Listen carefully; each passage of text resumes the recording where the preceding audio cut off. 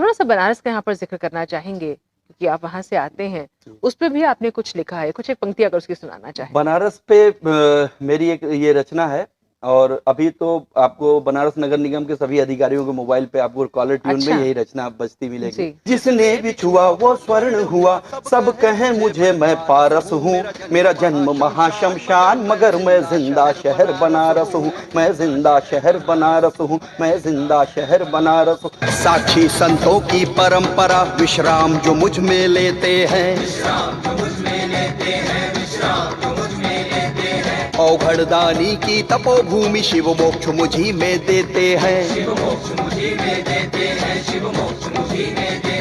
साक्षी संतों की परंपरा विश्राम जो मुझ में लेते हैं, औघड़दानी की तपोभूमि शिव मोक्ष मुझी में देते हैं। उपदेश हूँ की ना राम का मैं तुलसी की मानस का रस हूँ, मेरा जन्म महाशमशान मगर मैं जिंदा शहर बनारस हूँ।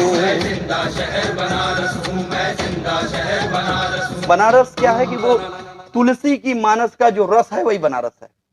क्या बात। दूसरा बंद जो सिटी ऑफ म्यूजिक के चलते कुछ उसमें परिवर्तन हुआ लाइनों में, कि उत्तर वाहिनी, काशी में ही बनारस में गंगा उत्तर वाहिनी है, तो उत्तर वाहिनी गंगे यहाँ, उत्तर वाहिनी गंगे यहाँ, हर दिन एक नई उमंग यहाँ, हर दिन एक नई उमंग यहाँ, कण कण बिखरा संगीत यहीं, अद्भुत जीवन का ढंग यहाँ, अद्भुत जीवन का ढंग यहाँ, अद्भुत जीवन का ढंग यहाँ, उत्तर वाहिनी गंगे यहाँ, हर दिन एक नई उमंग यहाँ, कण कण बिखरा संगीत यहीं, अद्भुत जीवन का ढंग यहाँ, गुरु ज्ञान की अविरल धारा हूँ, मैं प्रिय का प्रेम सुधारस हूँ, मेरा जन्म महाशमशान मगर मैं जिंदा शहर बनारस हूँ, मैं जिंदा शहर बनारस हूँ, मैं जिंदा शहर बनारस हूँ। बहुत सुंदर। तो आपके जो शब्दों का चयन है उसमें भी कहीं ना कहीं हमारी संस्कृति की, हमारी मिट्टी की सुगंध जो महसूस की जा सकती है। तो हमने जैसे कि आज बात की योग के बारे में, इसके अलावा गंगा का जिक्र आया, बनारस की बात हुई, तो हमारी जो परंपराएं हैं, जो मूल्य हैं, मान्यताएं कहीं ना कहीं हमारे साथ चलती हैं और आप उसके संवाहक के रूप में इनको आगे बढ़ा रहे हैं। चंद्रशेखर जी, बहुत अच्छा लगा। इसी तरह के आपके प्रयास जारी रहें, अच्छी अच्छी रचनाएं हमको न केवल सुनने को मिलती रहें बल्कि हमारे अंतस को भी झंकृत करती रहें। इसी आशा के साथ आपका धन्यवाद करना चाहेंगे। बहुत धन्यवाद कार्यक्रम में आने के लिए। धन्यवाद आपका। तो चलिए आपको वापस ले चलते हैं नमिता के पास स्टूडियोज में।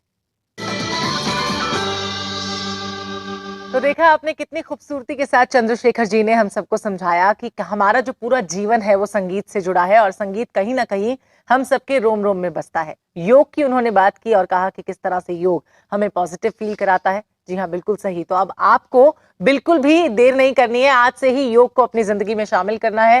मोबाइल फोन्स को छोड़िए और हाँ, अपनी सेहत पर ध्यान देना शुरू कीजिए, क्योंकि the moment you will do yoga you will feel more better and more positive. आपका पूरा ऑरा पॉजिटिव होगा। एक बार फिर हाजिर होंगे गुड इवनिंग इंडिया में एक और खास विषय पर बातचीत करने के लिए। तब तक के लिए आप अपना ख्याल रखिए। नमस्कार।